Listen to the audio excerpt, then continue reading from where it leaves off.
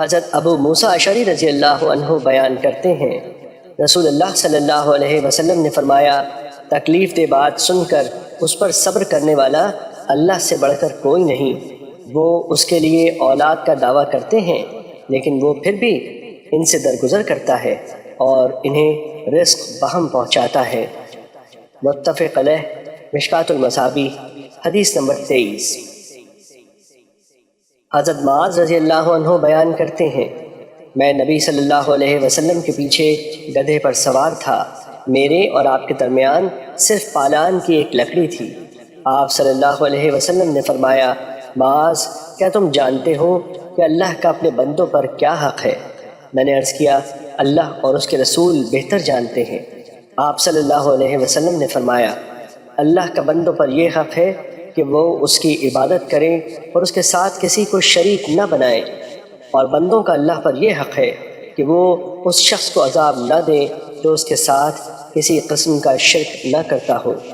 میں نے عرض کیا، اللہ کے رسول، کیا میں لوگوں کو اس کی بشارت نہ دے دوں؟ آپ صلی اللہ علیہ وسلم نے فرمایا، انہیں بشارت نہ دو ورنہ وہ اس بات پر توکل کر لیں گے۔ مشکوٰۃ المصابیح، حدیث نمبر 24۔ حضرت انس رضی اللہ عنہ سے روایت ہے کہ نبی کریم صلی اللہ علیہ وسلم سواری پر تھے جبکہ حضرت معاذ رضی اللہ عنہ آپ کے پیچھے بیٹھے تھے۔ آپ صلی اللہ علیہ وسلم نے فرمایا، معاذ۔ انہوں نے عرض کیا، اللہ کے رسول، سعادت مندی کے ساتھ حاضر ہوں۔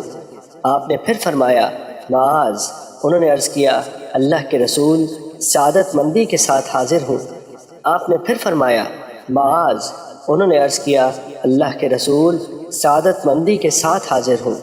3 مرتبہ ایسے ہوا، پھر آپ صلی اللہ علیہ وسلم نے فرمایا، جو شخص صدق دل سے یہ گواہی دیتا ہو کہ اللہ کے سوا کوئی معبود نہیں اور یہ کہ محمد صلی اللہ علیہ وسلم اللہ کے رسول ہیں، تو اللہ اس پر جہنم کی آگ حرام کر دیتا ہے۔ انہوں نے عرض کیا، اللہ کے رسول، کیا میں اس کے متعلق لوگوں کو نہ بتا دوں تاکہ وہ خوش ہو جائیں؟ آپ صلی اللہ علیہ وسلم نے فرمایا، تب تو وہ توکل کر لیں گے۔ پھر حضرت معاذ رضی اللہ عنہ نے گناہ سے بچنے کے لیے اپنی موت کے قریب اس کے متعلق بتایا۔ مشکوٰۃ المصابیح، حدیث نمبر 25۔ حضرت ابو ذر رضی اللہ عنہ بیان کرتے ہیں، میں نبی صلی اللہ علیہ وسلم کی خدمت میں حاضر ہوا تو آپ سفید کپڑا اوڑھے سو رہے تھے۔ میں پھر دوبارہ حاضر ہوا تو آپ بیدار ہو چکے تھے۔ تب آپ صلی اللہ علیہ وسلم نے فرمایا، جس شخص نے یہ اقرار کیا کہ اللہ کے سوا کوئی معبود برحق نہیں، پھر وہ اسی پر فوت ہو گیا تو وہ جنت میں داخل ہوگا۔ میں نے عرض کیا، اگرچہ اس نے زنا کیا ہو اور چوری کی ہو؟ آپ صلی اللہ علیہ وسلم نے فرمایا، اگرچہ اس نے زنا کیا ہو اور چوری کی ہو۔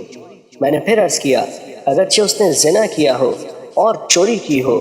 آپ صلی اللہ علیہ وسلم نے فرمایا، اگرچہ اس نے زنا کیا ہو اور چوری کی ہو۔ میں نے عرض کیا، اگرچہ اس نے زنا کیا ہو اور چوری کی ہو؟ آپ صلی اللہ علیہ وسلم نے فرمایا، اگرچہ اس نے زنا کیا ہو اور چوری کی ہو۔ واہ، ابو ذر کو ناگوار ہو۔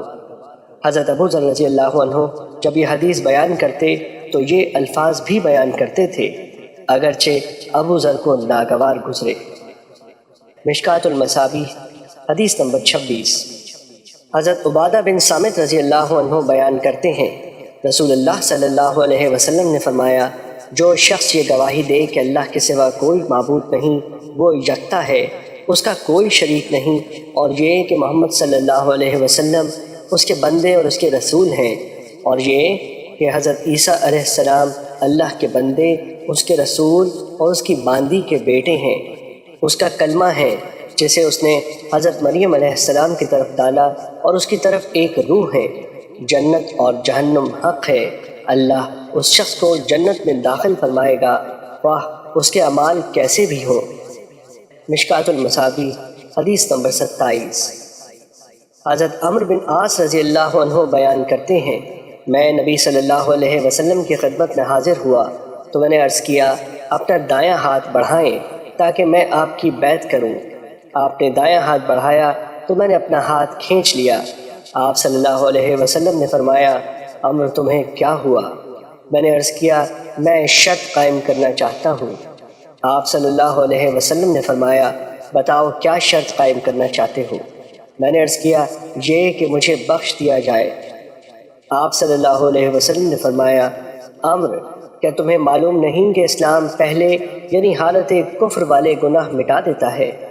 ہجرت اپنے سے پہلے کیے ہوئے گناہ مٹا دیتی ہے، اور بے شک حج بھی ان گناہوں کو مٹا دیتا ہے جو اس سے پہلے کیے ہوتے ہیں۔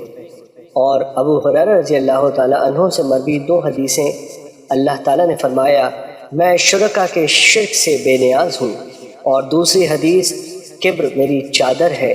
میں ان دونوں حدیثوں کو انشاءاللہ تعالیٰ باب الریا اور باب الکبر میں بیان کروں گا۔ مشکوٰۃ المصابیح حدیث نمبر 28۔ حضرت معاذ رضی اللہ عنہ بیان کرتے ہیں میں نے عرض کیا اللہ کے رسول مجھے کوئی ایسا عمل بتائیں جو مجھے جنت میں داخل کر دے اور جہنم سے دور کر دے۔ آپ صلی اللہ علیہ وسلم نے فرمایا تم نے ایک بہت بڑی بات کے متعلق پوچھا ہے، لیکن وہ ایسے شخص کے لیے آسان ہے جس پر اللہ تعالیٰ اسے آسان فرما دے۔ تم اللہ کی عبادت کرو اور اس کے ساتھ کسی کو شریک نہ بناؤ، نماز قائم کرو، زکوٰۃ ادا کرو، رمضان کے روزے رکھو اور بیت اللہ کا حج کرو۔ پھر فرمایا کیا میں تمہیں ابواب خیر کے متعلق نہ بتاؤں؟ روزہ ڈھال ہے، صدقہ گناہوں کو ایسے مٹا دیتا ہے جیسے پانی آگ کو بجھا دیتا ہے، اور رات کے اوقات میں آدمی کا نماز پڑھنا گناہوں کو مٹا دیتا ہے۔ پھر آپ نے سورہ سجدہ کی آیت تلاوت فرمائی۔ ترجمہ ان کے پہلو بستروں سے دور رہتے ہیں، حتیٰ کہ آپ نے وہ عمل کیا کرتے تھے تک تلاوت مکمل فرمائی۔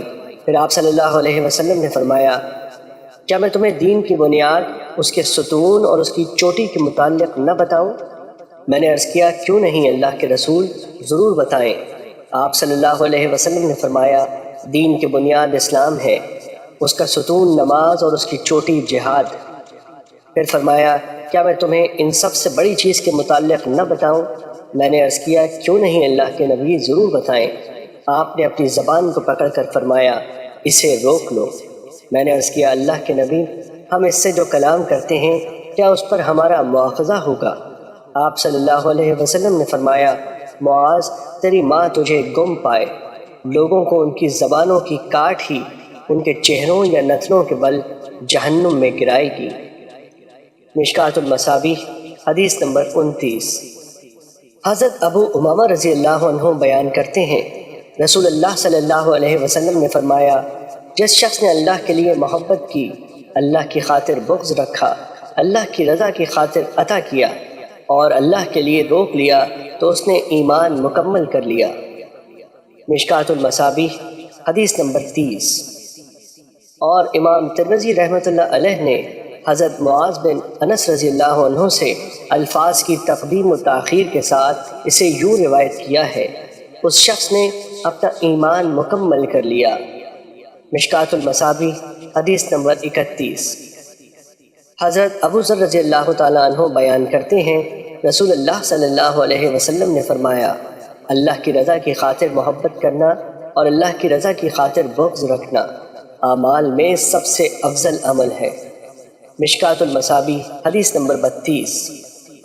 حضرت ابو ہریرہ رضی اللہ تعالیٰ عنہ بیان کرتے ہیں رسول اللہ صلی اللہ علیہ وسلم نے فرمایا مسلمان وہ ہے جس کی زبان اور جس کے ہاتھ سے مسلمان محفوظ رہیں، اور مومن وہ ہے جس سے لوگ اپنی جانوں اور مالوں کے بارے میں بے خوف اور پر امن ہوں۔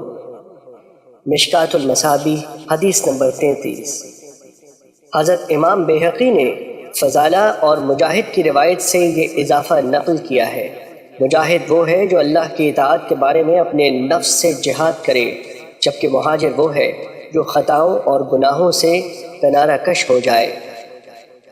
مشکوٰۃ المصابیح حدیث نمبر 34۔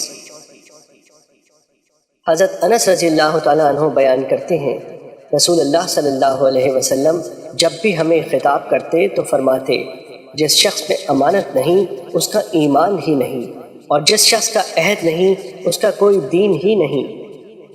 مشکوٰۃ المصابیح حدیث نمبر 35۔